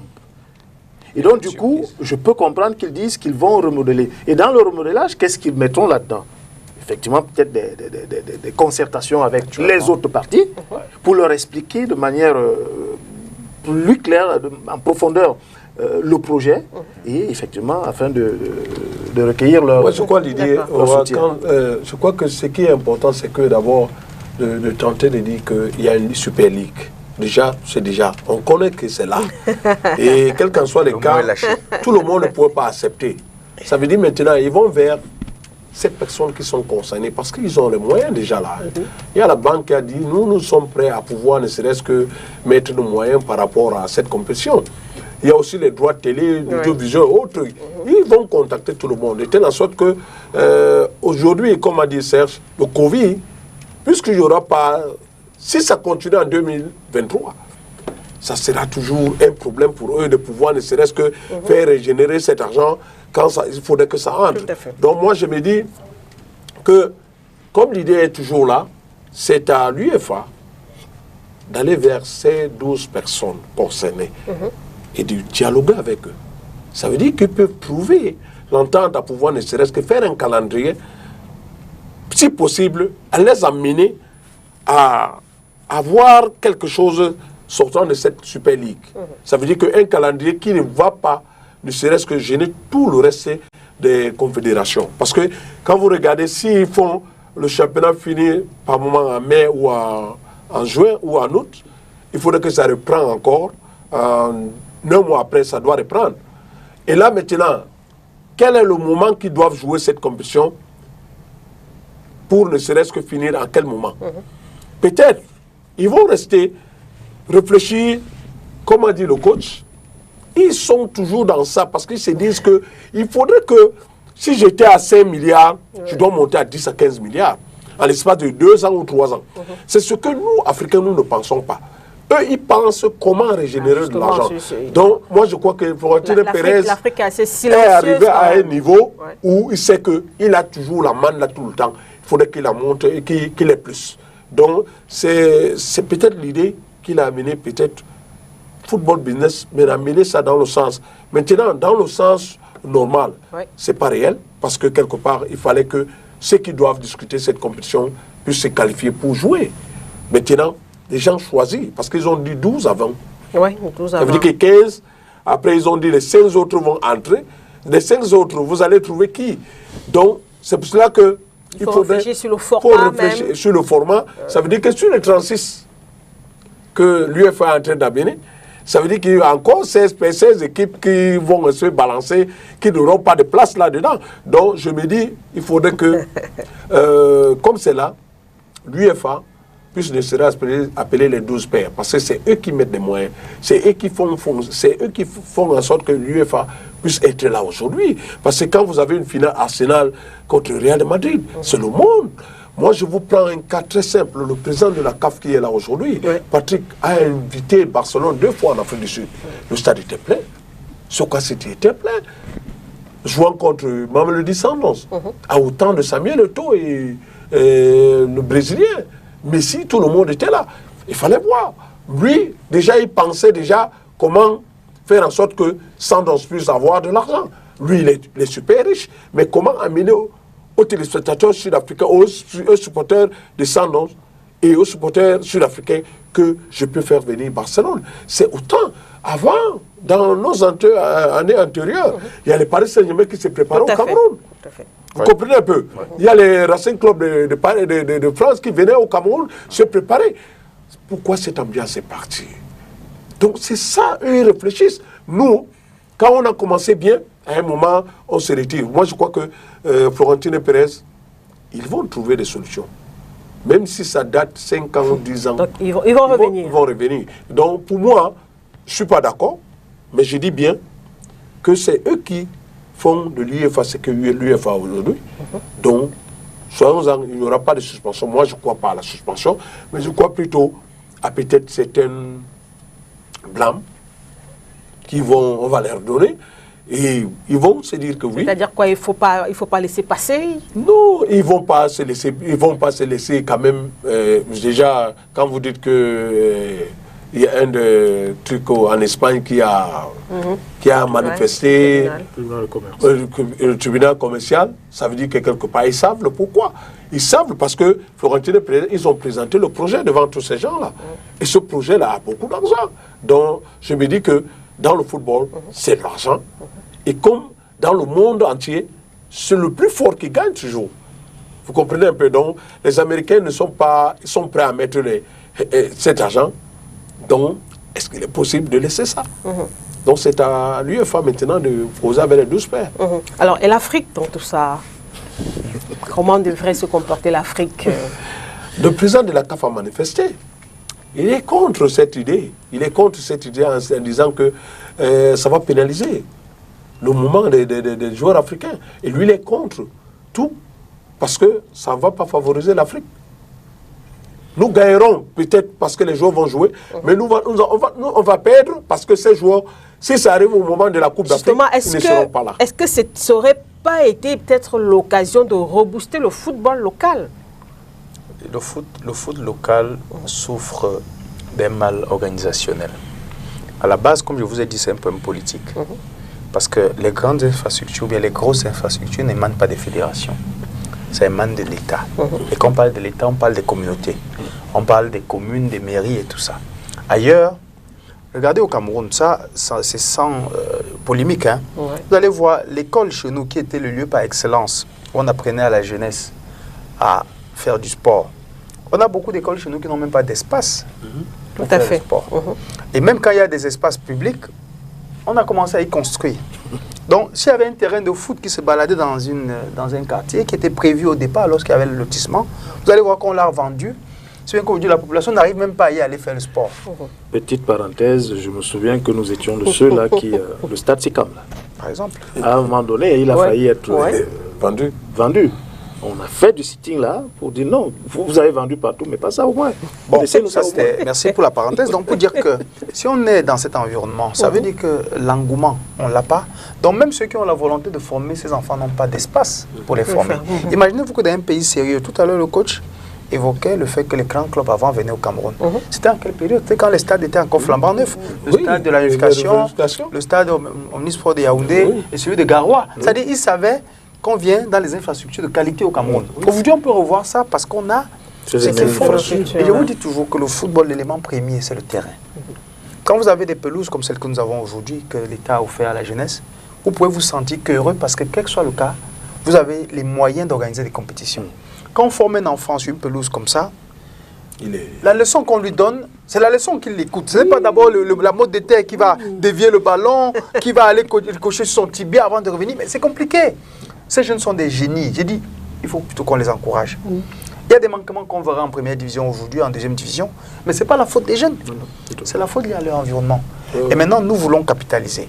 Je pense qu'il est grand temps, comme on l'a dit, qu'à la suite des efforts qui ont été faits par l'État, que l'État encore se mette au centre avec les fédérations pour commencer à financer le football à travers, par exemple, une banque pour le sport. C'est-à-dire, on s'est dit, OK, les clubs sont là, on veut qu'ils soient vraiment professionnels et on sait qu'à travers ça, une bonne frange de la jeunesse va trouver un épanouissement. Parce que là, on a les entraîneurs, on a les footballeurs, on a les présidents de clubs eux-mêmes et on a les structures annexes. Parce que quand on joue un match au stade, aujourd'hui, on n'a pas les spectateurs, c'est vrai. On a les droits audiovisuels qui tombent de là. On a des gens qui font le petit commerce. Ça, c'est des choses qui découlent du match de football. Donc, pour vous dire que si on crée de la plus-value autour, on a vu des clubs ici comme la Dynamo avec des cas de transport à un moment donné qui n'ont pas résisté à cause de la précarité dans les zones dans le Mais si on a des grands porteurs comme ça qui appartiennent aux équipes, parce que c'est suivi, parce qu'on a mis un mécanisme autour pour la maintenance et tout, avec des concessionnaires qui ont des partenariats, vous allez vous rendre compte que on ne va pas appeler une agence de voyage, je ne sais pas quoi, mais on va dire ça, c'est l'agence de tel club. Et ces supporters par alliance vont y aller parce qu'ils savent que le fait d'y aller produit un peu d'argent au club. Et ça, ce sont des effets qu'on ne peut pas négliger. Donc pour moi, il est logique de revenir à la base, penser le foot dans le sens de le soutenir financièrement. Je ne sais pas si on se comprend. On se comprend très bien. Alors Georges, peut-être pour sortir de cette émission, moi je disais tantôt, la position de l'Afrique dans tout ça. C'est vrai que le coach a dit, bon, le président de la CAF a réagi et tout, mais est-ce que ce n'est pas aussi important de mener des réflexions quand il y a des événements comme ça qui se déroulent, d'être quand même, de faire entendre sa voix sur son continent? Oui, et ce sera dommage que ce soit d'autres qui viennent toujours nous dire ce que nous devons faire. On a entendu le président Serge dire que Gianni Infantino avait déjà fait ce type de proposition à l'Afrique. Sauf que si aujourd'hui, nous essayons de la mettre en pratique, ce ne sera pas une idée originale des Africains. Ce sera une idée qui leur a été imposée, un peu comme on s'est offusqué de ce qu'il pèse de tout son poids dans le dernier processus électoral. À la CAF. Voilà. Donc, n'attendons pas que les autres réfléchissent à notre place. Nous avons nos besoins en Afrique. Serge insiste sur les réalités. Et tenons compte de ces réalités-là. On n'est pas obligé de tout calquer sur le modèle européen. Ça, c'est pas possible. Si on veut faire une sorte de ligue fermée, un peu comme j'ai entendu les coachs le dire, en Afrique, c'est tuer le football simplement en Afrique, parce que combien de clubs africains pourraient prendre part à cette compétition? Enfin, combien de pays africains pourraient suivre réellement, en dehors peut-être l'Afrique du Sud et des pays nord-africains, et dans une certaine mesure tout puissant Mazembe. Que feriez-vous des autres pays? Et quoi, Solar de Djibouti? Parce que il faut bien commencer quelque part aussi, coach. Donc, il faut bien commencer. Je dis, calquer sur le modèle européen, non. On peut penser effectivement à une Super League, mais pas dans le même moule que celui auquel pense Florentino. Donc, vous rejoignez alors le président de la FIFA par rapport à si vous voulez une Super League africaine productive, il faut que au niveau des préliminaires, ça commence à produire de l'argent. Exactement. Parce que les clubs africains souffrent d'une pauvreté. De pauvreté ambiante. Pauvreté qui les amène à ne même pas avoir les infrastructures. Justement, c'est là que je parlais. C'est-à-dire que pas sur le modèle européen, parce que sur le modèle européen, c'est exclusivement réservé aux riches, donc ceux qui ont déjà tout. Moi, ce que je voulais dire, c'est que le cahier des charges qu'on a donné au président du club, ils en ont. Dans le cahier des charges qu'on les a donné cette saison, cette nouvelle saison, ils ont le cahier des charges de la prochaine saison. Ce qui veut dire que le club doit avoir une licence professionnelle. Non, ça c'est clair. Donc, en fait, maintenant, qui commence d'abord à faire ça, d'abord à avoir ses propres, son centre de formation, ça veut dire qu'une équipe comme Dynamo de Douala ne doit pas devrait être... C'est pour ça... Je voulais clarifier ça parce que j'ai la chance d'être membre de la commission d'octroi de licence au club. En fait, il y a tout un cahier de charges. Mais on ne va pas demander à un club d'aller construire un stade non plus. Parce que c'est pas, il n'aura jamais les moyens pour ça. Mais on veut quand même se rassurer que sur le plan de la prescription de la CAF, ils respectent un certain nombre de choses. Mais nous savons qu'en dehors des sièges, qui sont des propriétés des clubs parce qu'ils louent des espaces pour ça, le reste, ils ne font que louer. Même les stades pour s'entraîner, on loue. Quand vous regardez la unification avant qu'on ne viabilise comme aujourd'hui, mais les gens payaient 1 million par saison pour s'entraîner sur le gazon synthétique pour 2 heures de temps maximum. Et il fallait faire vite. Parce et que, même parfois votre heure d'entraînement, équipe qui arrivait, parfois votre heure d'entraînement, vous vous rappelez que le directeur l'a loué à quelqu'un d'autre qui venait pour 1 heure et lui a versé plus d'argent. Et cet argent n'allait pas dans notre trésor public. Donc pour vous dire que nous sommes dans un fonctionnement à la camerounaise. Et je vous ai dit tout à l'heure que nous connaissons nos réalités. Donc ne sortons pas de ça. C'est-à-dire, demander beaucoup à ces gens alors que la réalité sur le terrain ne leur est pas favorable, serait être irréaliste. Ce serait même utopique à la limite. Pour moi, il faut rentrer dans nos méandres, reconnaître nos réalités, nos forces, nos faiblesses, articuler là-dessus dans l'esprit de développer le football, bien développer le sport en général. Aujourd'hui, on a la chance d'avoir les infrastructures. C'est un élément important. Ils ne sont pas suffisants encore parce que quand vous regardez dans l'arrière-pays, les stades qui sont faits, ce n'est pas pour qu'on vienne y jouer des matchs de quartier. Ce n'est pas pour qu'on vienne jouer, je ne sais pas, le match des gamins, les 2-0. Mais à côté, qu'est-ce qu'on va faire des gens dans les régions? Quand le championnat régional littoral se joue, il ne se joue pas au stade de l'unification. Vous voyez que jusqu'à là, on n'est pas encore au niveau qu'il faut. Donc, dans la décentralisation qui est orchestrée par l'État, il est impératif que les municipalités réussissent à avoir des espaces viabilisés pour faire jouer les équipes. Et ça, c'est notre chantier. Si on a mis 30 ans pour avoir les stades qu'on a aujourd'hui, espérons que dans une décentralisation rapide, en 5 ans, on aura les stades dans des municipalités qui vont faciliter la tâche aux clubs de canton, aux clubs de région, aux clubs. Parce que ces championnats-là vont se jouer comment? Les clubs féminins, en dehors de la première division qui se joue dans les stades réputés, et même avec des problèmes quelquefois. Comment on fera des clubs de 2e division, de 3e et tout ça? Donc nous devons mutualiser ces efforts-là dans l'intérêt du foot autour de la fédération. Moi, je pense qu'au lieu de nous diviser dans des guerres inutiles, voilà les vrais chantiers qui nous attendent. Alors, coach, la création justement d'une Super League en Afrique. Ça va donner beaucoup de travail à ces Africains qui ne sont pas préparés à affronter cette ligue.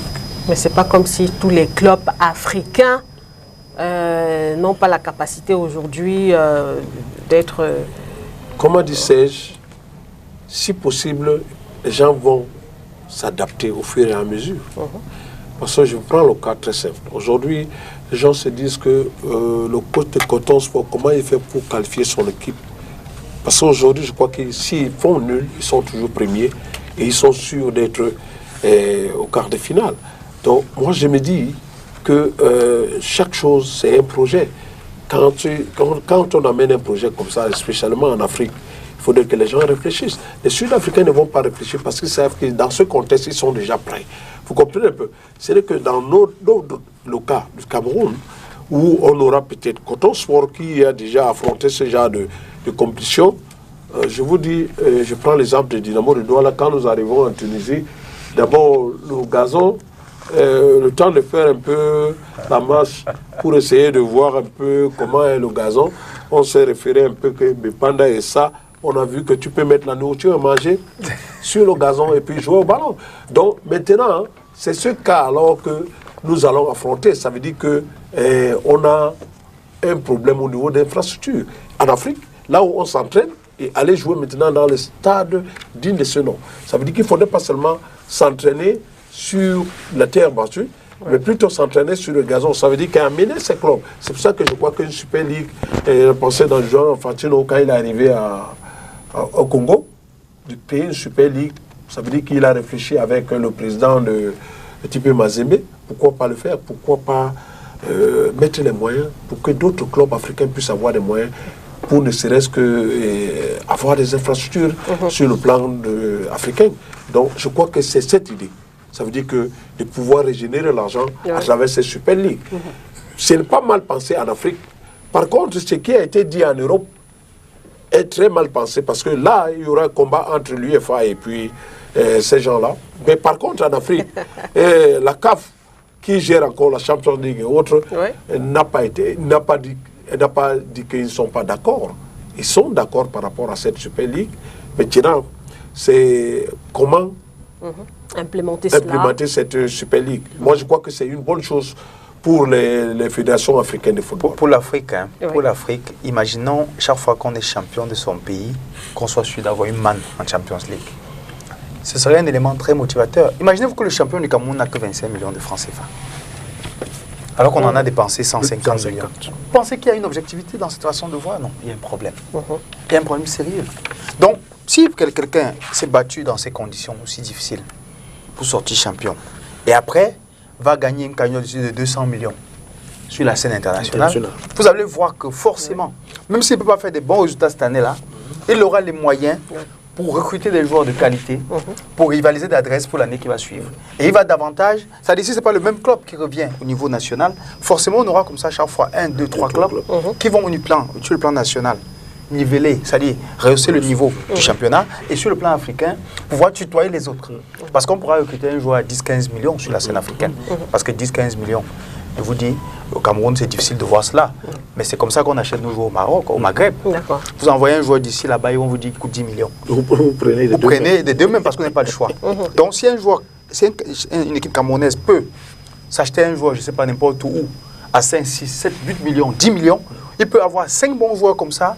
Il est sûr d'une chose, il a déjà les centres de formation qui fonctionnent, il forme la pépite, il a des joueurs de ce gabarit-là, il a une colonne qui permet de rivaliser d'adresse avec les autres, il a un championnat, pour moi, qui est compétitif, il a davantage une plus-value au niveau du marché. Voilà comment on peut faire à mon niveau pour faire une Champions League bien, une Super League qui soit rentable pour l'Afrique. Voilà, on termine par vous sur le sujet. Oui, c'est ce que je voulais, c'est ce que j'allais dire lorsque vous m'avez posé la question. On peut penser à une Super League, mais pas calquer sur le modèle européen. Parce que sur le modèle européen, c'est acquis aux tout-puissants qui ont déjà tout. Alors que chez nous, on devrait plutôt penser à une Super League qui permettrait effectivement de niveler vers le bas et puis faire profiter donc à ceux qui sauront faire bon usage ce nivellement-là. D'accord. Merci, messieurs, pour vos analyses. Merci au coach Ernest Mabouka, Georges Rim et bien sûr Serge Kamdemkwam, toute la grosse technique. On va également remercier nos invités qui étaient au téléphone avec nous. On a eu Emmanuel Mabouanke-Sak depuis Yaoundé, l'ancien footballeur, et aussi l'ancien entraîneur de Coton Sport des Garois, aujourd'hui fondateur et DT de Maracana Club du Congo, club qui est basé du côté du Congo justement, et lui il intervenait depuis la France. Merci donc à Semae Oubéon Nguedou. Merci également à vous amis téléspectateurs, on se retrouve la semaine prochaine, au revoir.